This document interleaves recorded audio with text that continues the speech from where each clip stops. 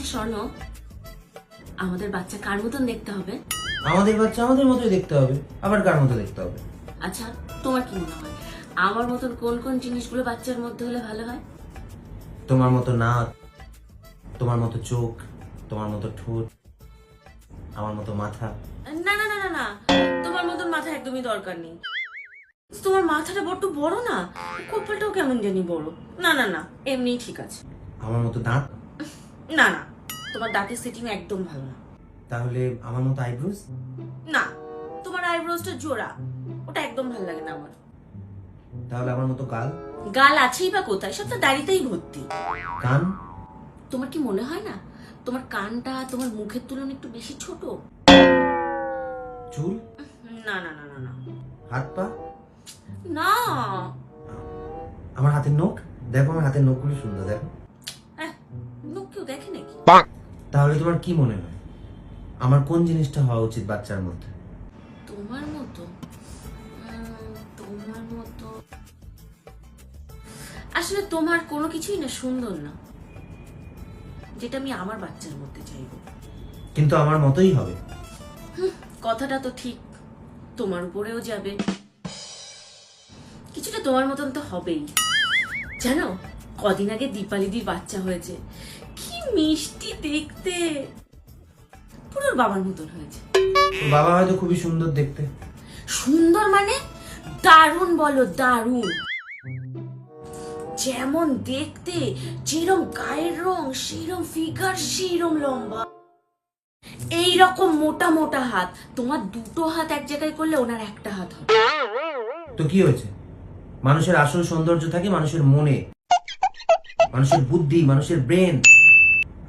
আমার মতো ব্রেনও ওর হতে পারে। হ্যাঁ, তুই কর শার্ট।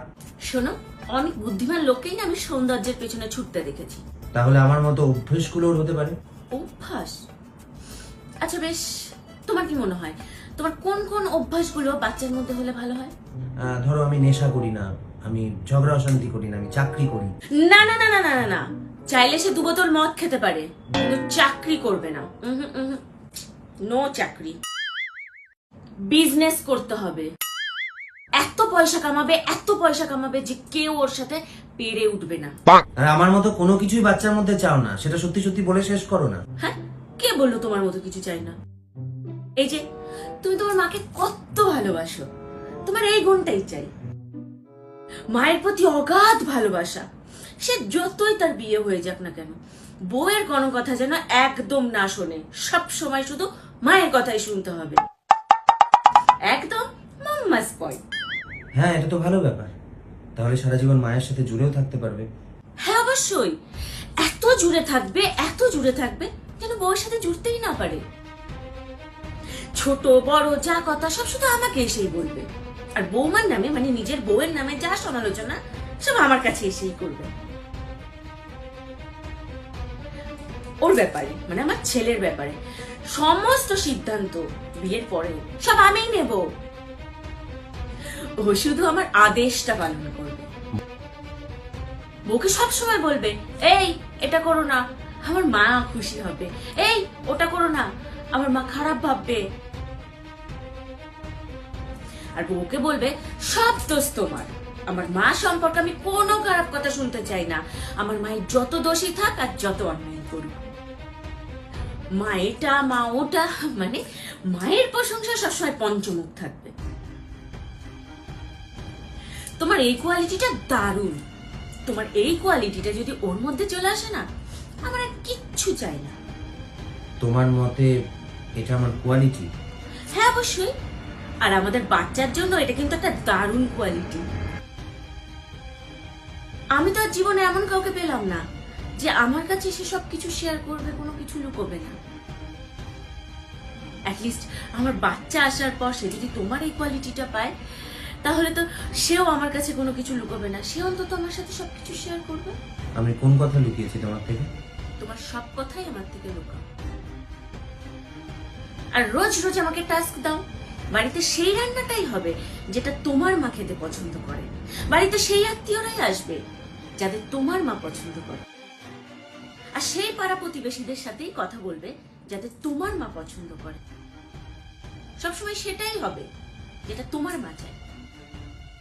আর আমি যদি সেটা না করি তাহলে তোমার মা আমাকে পছন্দ করবে না, আর তোমার মা যদি আমাকে পছন্দ না করে তাহলে তুমিও আমাকে পছন্দ করবে না। তাই আমার আর কোনো কোয়ালিটির দরকার নেই, তোমার ওই একটা অভ্যাস ছাড়া। সেটাই ঠিক, যেটা যেটা মা পছন্দ করবে। আমি শুধু মাকে বলেছিলাম যে আমার ফোন থেকে তুমি তোমার ভাইকে টাকা পাঠিয়েছিলে। এটা একটা বলার মতো কথা? স্বর্ণ, বিয়ে দুটো মানুষের মধ্যে হয়, কিন্তু এই বাড়িতে আসার পর আমার মনে হচ্ছে বিয়ে তিনটে মানুষের সাথে হয়েছে।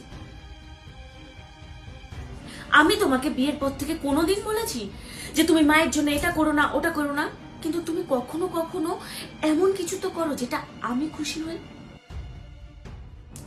কখনো তো তোমার নিজের মাকে গিয়ে বলতে পারো যে মা তুমি আজকে এটা করো, তাহলে পূজা খুশি হবে, আমার বউ খুশি হবে। পারবে তুমি বলতে? পারবে তুমি? কখনো পারবে না।